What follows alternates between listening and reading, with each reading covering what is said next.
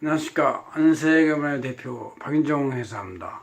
오늘 130강은요.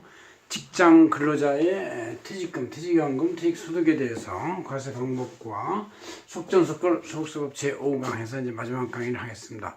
뭐 안 하려다가 퇴직소득도 좀 궁금하다. 왜?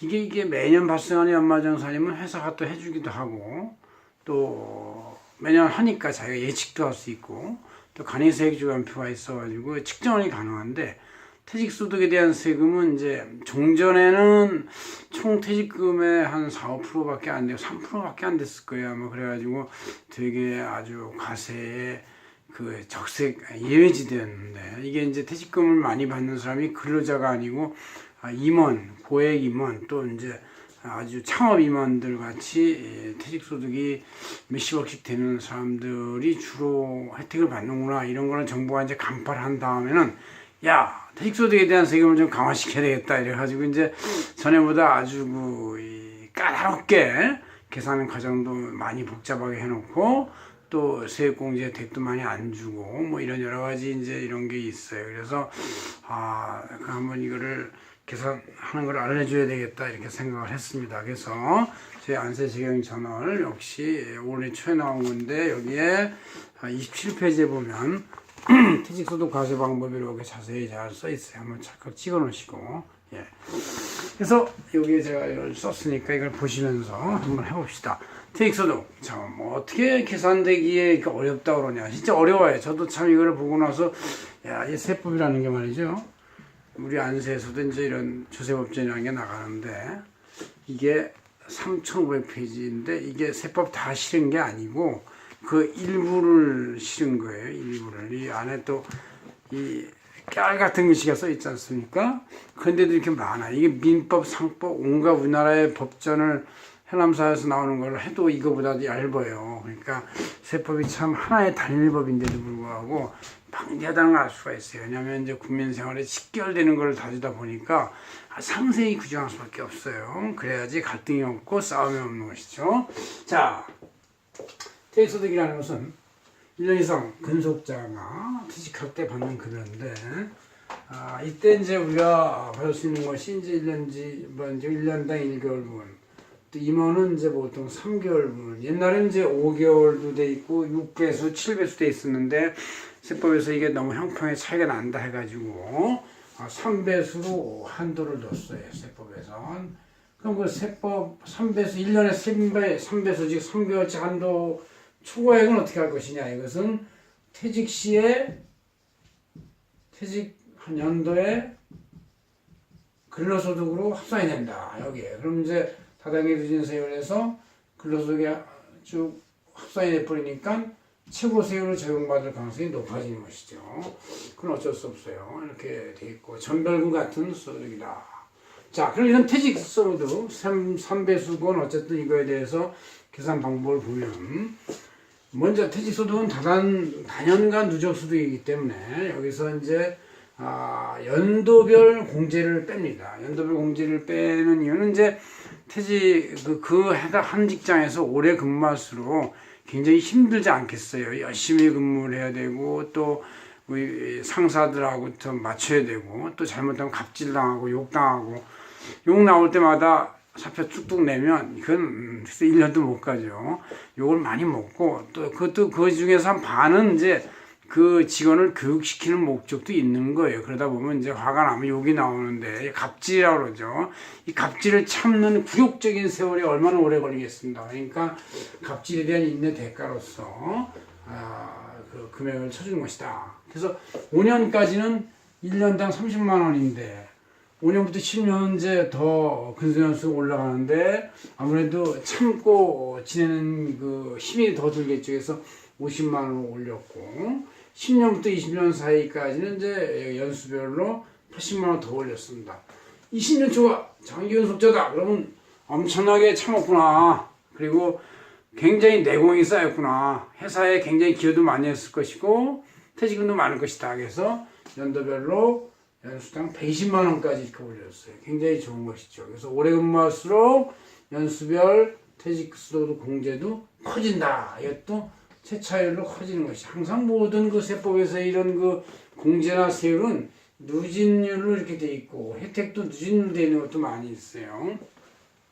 자, 그 다음에 이제 우리가 그러면 이제 이 총퇴직금에서 이 연수를 빼면은 이제 그 차감액이 나오는데 이것은 단연간의 소득이니까 이거를 1년간으로 환산을 해야만 1년의 세율을 적용할 수가 있잖아요. 우리가 왜냐하면 세율은 다 기본적으로 1년 단위로 최초 1600만 원, 1600에 6%부터 40%까지 올라가기 때문에 1년 단위로 환산해 줘야 돼요. 그래서 퇴직금에서 아까 근소연수를 공제를 뺀 그 금액을 이제 총 근소연수로 나눕니다.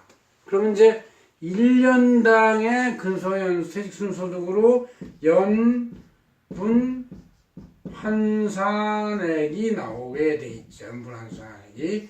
이 연분 환산액 가지고 이제 또 연분 환산액에서 우리가 근로소득에서도 근로소득 공제, 가족공제, 배우자 공제 등등 공제하듯이 퇴직소득에서도 다연간 누적된 소득이지만 거기에도 각종의 그 인내비용 또 오랫동안 근무해서 많은 퇴직금을 받기 위한 여러 가지 그 금액이 많이 들어간다고 봐야지. 정신적 비용하고 육체적 비용하고 또 기타 실질적 비용이 들어갈 수 있다고 봐야 돼요.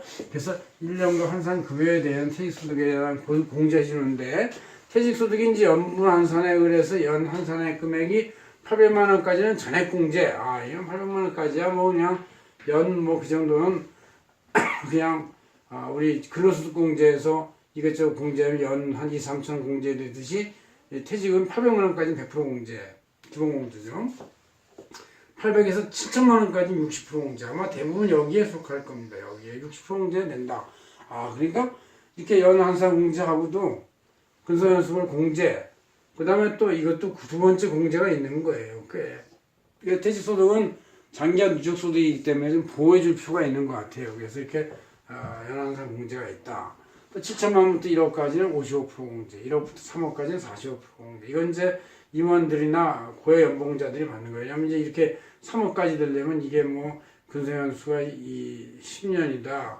그러면 뭐 이게 30억이 나오던가. 그럼 나누기 10년 하면 이게 3억 정도 나오는 거예요. 그러니까 이게 이제 이 회장이나 이런 사람 해당이 되는 것이고 3억 초과에 대해서는 35% 공제.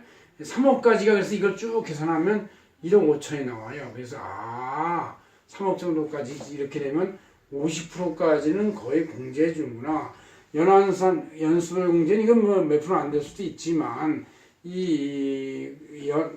연환 환산 연분연수 금액에 대한 퇴직소득 공제는 거의 50%까지 해당이 된다는 걸 알 수가 있어요. 그래서 반 정도 공제된다고 보시면 되겠다. 그런 얘기죠. 자, 그다음에서 이제 연간 개념으로 퇴직소득 공제 후 가사표준에서는 이제 1년간의 다단계 누진세율이 6%부터 40%까지 적용된다는 얘기죠. 6%부터 40%까지 우리가 기존에 배웠듯이 6%, 1000일부터 4,800까지 12%, 15%, 4,108에서 24%다 적용돼요. 그러니까 보통 15% 정도 적용된다고 보시면 되겠습니다. 8,800에서 5,000은 35%, 1.5, 3은 38%, 3에서 5,000은 5는 40%, 5억 초과는 40%. 그래서 똑같은 이 종합소득세율이 적용돼 간다. 그런 얘기죠. 이렇게 딱 적용한 다음에 또 뭐가 있느냐, 마지막으로. 퇴직소득 산출세액에 대해서 세액공제가 있어요, 세액공제. 왜냐면 이제 퇴직소득에 대한 이 계산 방법을 워낙에 세금이 높은 방법으로 한 3배쯤 올렸기 때문에 아주 미안하지 않겠어요. 그래서 이거를 다단계로 이렇게 쭉 해서 2017년까지는 종전으로 계산한 세액의 60%를 공제해주고 계정 규정의 세액이 이제 이렇게 다 해서 이게 계정 규정이에요. 이거 40% 공제해주는데 이제 18년부터는 40% 내려갔고 이게 60% 올라가고 2019년에 이제 종전 퇴직소득에 대한 20% 세액 공제해서 계정 규정에 대한 80%. 그 다음 이제 2020년부터는 종전 규정에 의한 것은 0%로 떨어지고 계정 규정에 대한 세액 중에서 일부 100% 세액 공제 해준 게 있습니다. 그래서 세액 공제도 일부 있으니까 이거 다 하면 좀 어느 정도까지는 퇴직소득이 전에처럼 한 뭐 총 퇴직금의 3% 정도는 아니지만 한 10% 내지 15% 정도 손해서 아마 결정이 되지 않겠냐. 또 50%를 뺐기 때문에 38%를 적용받는 분이라 할지라도 38%에 대한 50%를 뺐으면 이게 어떻게 되겠어요? 19%가 되고 뭐 이렇게 되기도 하고, 물론 여기서 빼진 것도 있고 그러니까 아마 20% 이상은 잘 안 될 겁니다. 그래서 퇴직소득에 대한 세금을 한번 알아봤습니다. 그래서 고액 연봉자들, 특히 회장님들, 창업자들, 오너들이 이제 70 내지 80에서 퇴직을 하게 되는데, 이럴 때 받는 퇴직소득 여러분들이 계산할 줄 알아야 그 윗분들한테 설명을 해서 이렇게 계산되는 걸 해볼 수 있어요. 물론 이제 소프트웨어 프로그램에 잘 들어가 있을 수 있겠지만, 자기가 먼저 계산 과정을 몸으로 알아야 어느 정도의 그 가능성 금액을 말씀드릴 수가 있을 것 같습니다. 고맙습니다. 박은정 회장이었습니다.